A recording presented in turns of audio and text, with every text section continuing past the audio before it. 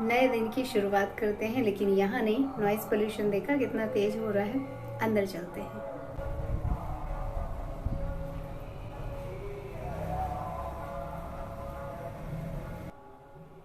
आवाज तो यहाँ भी आ रही है, लेकिन यहाँ थोड़ी कम है। Hello everyone, welcome to my channel. दोस्तों, मेरे चैनल में आप सभी का स्वागत है और जिन भी सब्सक्राइबर है उनका हार्दिक अभिनंदन है। दोस्तों, कैसे हैं आप सब? मैं अंकिता जबलपुर से कर रही हूँ आप सबका स्वागत। उत्कर्ष स्कूल गए हैं, अभी आए नहीं हैं और मैंने सोचा मैं व्लॉग बना लूं, क्योंकि आज मुझे काफी सारे काम निपटाने हैं और एक रूटीन होता है जिसको फॉलो अप आप करते हैं। तो उस बीच मुझे ये एडजस्ट करना पड़ता है कि मैं किस टाइम में व्लॉग बनाऊं। नॉइज को थोड़ा सा आप लोग अवॉइड करिएगा। कहीं पे सत्संग कीर्तन सभी कुछ एक साथ चल रहे हैं, कहीं रामायण बैठी हुई है, तो सभी चीजों के अच्छे अच्छे प्यारे प्यारे से साउंड भी आ रहे हैं और साथ में फेरी वालों के भी आ रहे हैं। ऐसे मिला जुला सा मेरा जो है हर दिन होता है। प्रतिदिन कुछ ना कुछ सत्संग सुनने को मुझे घर बैठे मिल जाता है और आसपास अगर मंदिर हो तो आपको इस तरह की नॉइज हमेशा ही सुनने को मिलेंगी। तो हमारे घर के आसपास 2-3 मंदिर बने हैं। जैन मंदिर है, शंकर भगवान का मंदिर है, दुर्गा जी का मंदिर है, बहुत सारे मंदिर हैं। तो बस हम लोग भी जो है घर बैठे इन सब चीज़ों का आनंद उठाते हैं। तो आप लोग भी, जितनी भी आवाज़ आप तक पहुंच रही है, आप लोग भी उसे सुनिए। नहीं सुनना है तो मेरी आवाज़ तो है ही आप लोगों के साथ। और मेरी आवाज़ से मैं शुरुआत कर रही हूँ अपने व्लॉग की। आप लोगों में से मुझसे कुछ लोगों ने लिवर के लिए बोला है। उन लोगों को लिवर की प्रॉब्लम है, किसी का इनलार्ज हो गया है, किसी के लिवर में पानी भर गया है। कुछ कुछ ऐसे कमेंट्स थे। मैं एकदम पर्टिकुलर, एकदम वर्ड टू वर्ड नहीं बोल रही हूँ, बट लिवर की ओवरऑल प्रॉब्लम है। और किसी का लिवर श्रिंक भी कर गया है। श्रिंक करना तो मैंने पहली बार सुना है। आप लोगों को ईमानदारी से बता रही हूँ, मुझे चूंकि टाइफाइड रहा है, इस वजह से मुझे लिवर के बारे में थोड़ी बहुत नॉलेज है। और मेरे बेटे के लिवर में स्वेलिंग थी, इस वजह से मुझे बच्चों का भी नॉलेज है, या लिवर के बारे में थोड़ा बहुत हमने क्या ट्रीटमेंट किया था, क्या प्रिकॉशन रखा था, वो सारा सब कुछ मुझे मालूम है। और जो भी कुछ मेरे पास उस टाइम का एक्सपीरियंस था, वो मैं अपनी ऑलरेडी एक लिवर से संबंधित वीडियो है उसमें सारा सब कुछ मेंशन कर चुकी हूँ। बहुत सारी चीजें उसे खाना इसी वजह से मना है, क्योंकि उसका लिवर 2 साल की उम्र में ही स्वेल कर गया था। मैंने कई बार मेंशन किया है कि डॉक्टर्स ने उसके ऊपर एक्सपेरिमेंट किया था। उसे हम बुखार आ रहा था बार बार और हम उसे लेके गए डॉक्टर के पास। नामी गिरामी हॉस्पिटल है यहाँ का, बड़ा सा हॉस्पिटल है। हम वहाँ लेके गए और डॉक्टर ने उसे देख के कहा कि इसका वजन कम है, एज 2 साल होने को आ रही है और इसका वजन कम है, तुम लोग वजन पे ध्यान दो, बुखार उखार तो अपना आता जाता रहेगा। मैं उसे कुछ भी खिलाती थी, वो वॉमिट कर देता था या चिड़चिड़ करने लगा था। तो उन्होंने बोला इसको पेड़ा खिलाओ, रबड़ी खिलाओ, चावल या चिप्स, ये सारी चीजें दो, मत दो रोटी, मत दो दाल, मत दो सब्जी। बच्चा जो खुशी खुशी खा रहा है उसे खिलाओ और इससे उसका वेट भी बढ़ेगा। उन्होंने कम से कम 15 दिन उसे ये सारा सब कुछ खिलाया। उसके बाद जब हम उनके पास गए तो उन्होंने उसका वेट लिया। मुश्किल से कुछ पॉइंट वेट उसमें उसका बढ़ा था। फिर उन्होंने कहा इसे कंटिन्यू करो, 1 पेड़े की जगह 2 पेड़े दो। मतलब इस तरह से करके उन्होंने टोटल उसके साथ पूरा मंथ भर जो है एक्सपेरिमेंट किया। फिर सडनली उन्होंने कह दिया इसे एडमिट कर दो। अब हम लोग समझ नहीं पाए कि बच्चे को एडमिट क्यों करना है, बच्चा तो जैसा हमारे सामने पहले था वैसे ही है। बट उन्होंने कुछ देख के कहा कि इसे आप इस हॉस्पिटल में, बच्चों का हॉस्पिटल, वहाँ एडमिट कर दो।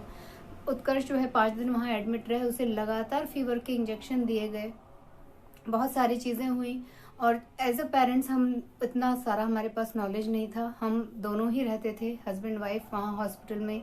हमने रूम भी बुक ले लिया था और बच्चे को मदर फीड के लिए उन्होंने मना कर दिया था। तो वो सारी चीज़ें अचानक से उसके लिए रुक गई, बट वो एडजस्ट कर लेता था। मुझे उसने कभी भी ज़्यादा ट्रबल नहीं कराया है। तो ये सारी चीज़ें उस टाइम पे फेस करती रही। और उसके बाद 5 दिन बाद उसे डिस्चार्ज कर दिया। एक दिन उसे बिना किसी मेडिसिन के रखा गया, ये देखने के लिए कि अब बच्चा कैसा है। तो उसे फीवर नहीं आया, क्योंकि लगातार उसे फीवर के इंजेक्शन या मेडिसिन दी गई थी। तो बच्चे का एक दिन जो है नहीं आया और अगले दिन उन्होंने उसे डिस्चार्ज कर दिया, ये कह के कि अब आपका बेटा एकदम ठीक है। फिर 2 दिन बाद उसकी तबीयत बिगड़ी। हम उसे कहाँ ले जाए, हम इस उथल पुथल में थे।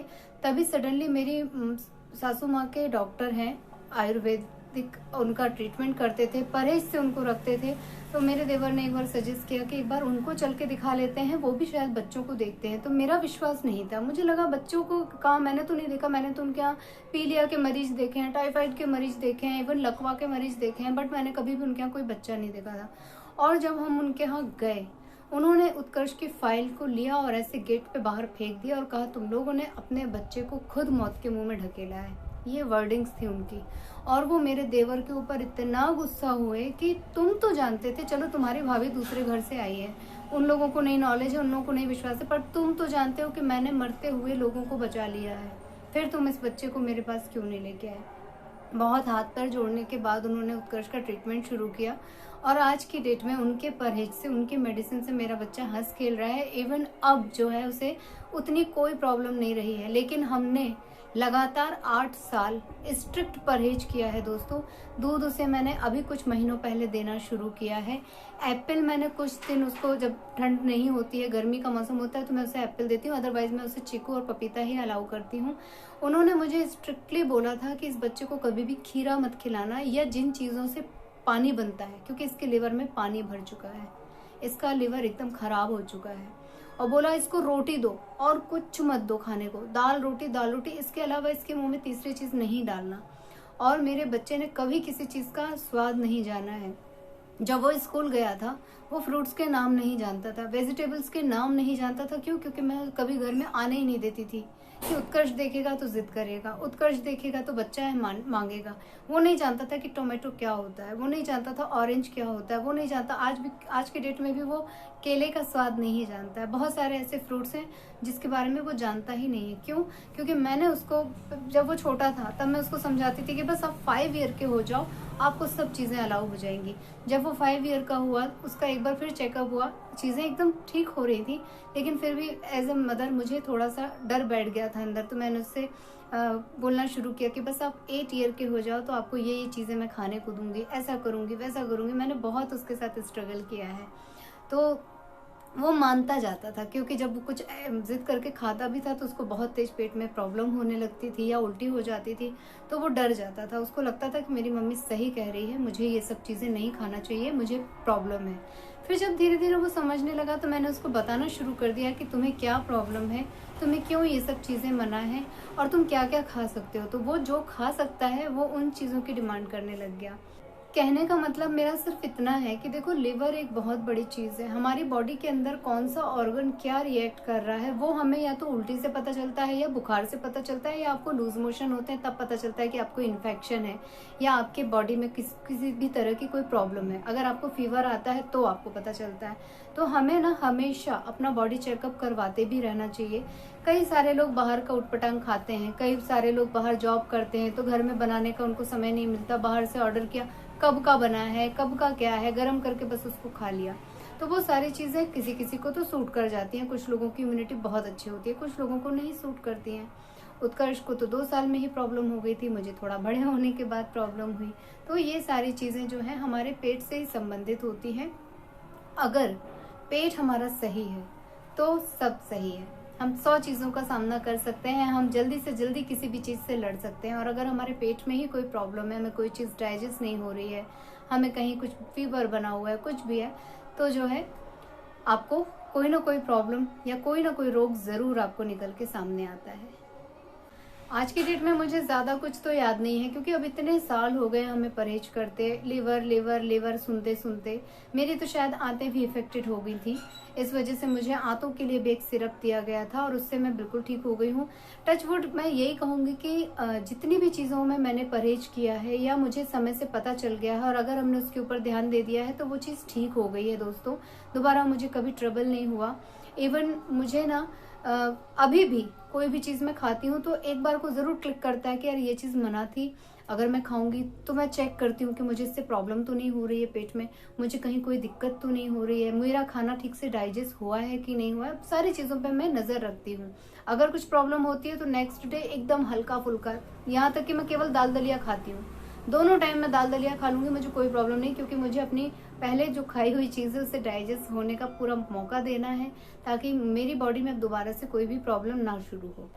हमेशा सब लोग पूछते हैं कि कैसे जाने कि हमारा लीवर ठीक है, कैसे हम ये करें, कैसे हम वो करें, कैसे हम आंतों को चेक करें। तो देखिए कोई भी चीज़ आप, कोई ऐसा तो है नहीं कि आप ऐसे ऐसे नाप के उसको देख लेंगे, है ना। आपको अगर कोई प्रॉब्लम हो रही है तो आप उसके चेकअप करा लीजिए, टेस्ट करा लीजिए। और ज़रूरी नहीं है आयुर्वेद में ही हर चीज़ का सल्यूशन हो दोस्तों, एलोपैथिक में भी होता है।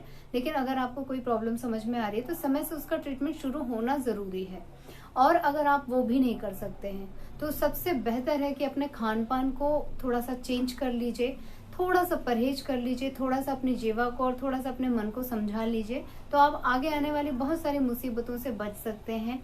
जिन लोगों को लगता है ना कि मैं बहुत ज़्यादा परहेज पे ध्यान देती हूँ, मैं परहेज परहेज बोलती हूँ या अंध भक्त हूँ आयुर्वेद की, उन लोगों के लिए मैं ये बात मेंशन कर रही हूँ दोस्तों।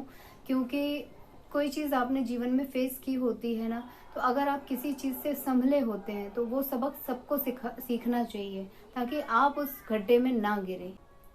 मुझसे क्या पूछा था और मैं भी क्या ही बताने लग जाती हूँ। मेरे पास तो बातों का समुद्र है दोस्तों, तो इस समुद्र को यहीं पे समेट ले रही हूँ। आप लोगों से ले लेती हूँ विदा, मिलूंगी अपने नेक्स्ट वीडियो में। आप लोगों में से जो लोग नए हैं प्लीज़ मेरे चैनल को सब्सक्राइब कीजिएगा, वीडियोस को लाइक कीजिएगा और अपने फैमिली और फ्रेंड्स के साथ उसे शेयर कीजिएगा दोस्तों। और मुझे जब भी कोई भी नॉलेज होती जाएगी, कुछ भी चीज़ें पता चलेंगी, आयुर्वेदिक हो, एलोपैथिक हो, होम्योपैथिक हो, मैं हर तरह की चीज़ें आप लोगों के साथ शेयर करती रहूंगी, बशर्ते उसके बारे में मुझे श्योर होना ज़रूरी है। कुछ भी आंख बंद करके आप लोगों को गूगल से देख के मैं नहीं बता सकती, क्योंकि वो तो आप भी देख सकते हैं, सीधी सी बात है ना।